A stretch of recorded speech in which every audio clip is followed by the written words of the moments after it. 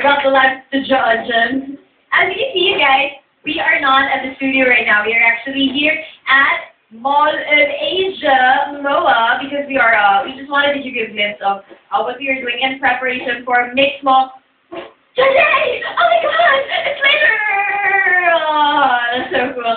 And, later on, we're gonna get the chance to talk to, our channel head. I will introduce this to you later on, okay? So, meron naman matanong natin kung ano yung mga preparation na ginawa natin para mabuo ang Mixed Mall 2009. In the meantime, of course, we're counting down the top 10 videos that you guys voted for. Today, so starting off at number 10, you've got Britney Spears with a new entry. Here's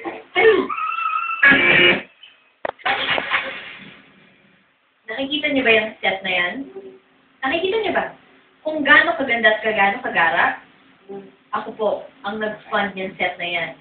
It took me 1F's worth of sweldo.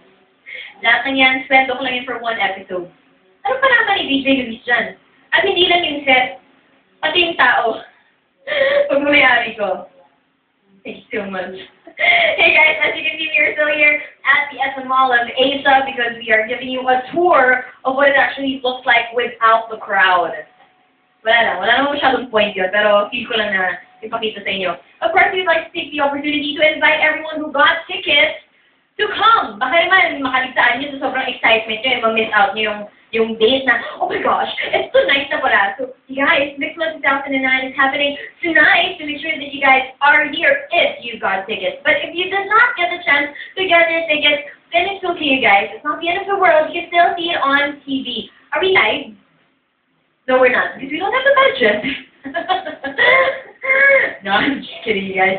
So, hopefully nakakuha kayo ng tickets at yung maki-party kayo sa amin later. It's going to be a lot of fun, that is for sure. And of course, we have been reiterating that this is actually, Mixed Mall 2009 is actually a concert with a collective positive cause. So, magandang makibaka at makisama sa cause na ito tonight. In the meantime, at number 9, we have Lady Gaga. And I have gotten many tweets that these are the Lady Gaga episode. Lady Gaga. It's not here. Lady Gaga is not here, but Lady Gaga is here. And also, can you just share? And dami ko masyadong sinasabi, but I'm going to share it anyway. I just saw it on YouTube recently. Someone released like old NYU clips of Lady Gaga. It's just her. It was Lady Gaga before all the Gaga-ness. It's Lady Gaga. She was just, her real name is Stephanie Germanotta. Stephanie Germanotta. And she was super plain lang. She was just playing the piano at super ganda ng boses niya. At yung parang it will make you think na parang okay na naman siya ng ganyan. But then again, you know, iba yung spice ni Lady Gaga. So, anyway, here's you do Bad Romance at number 9.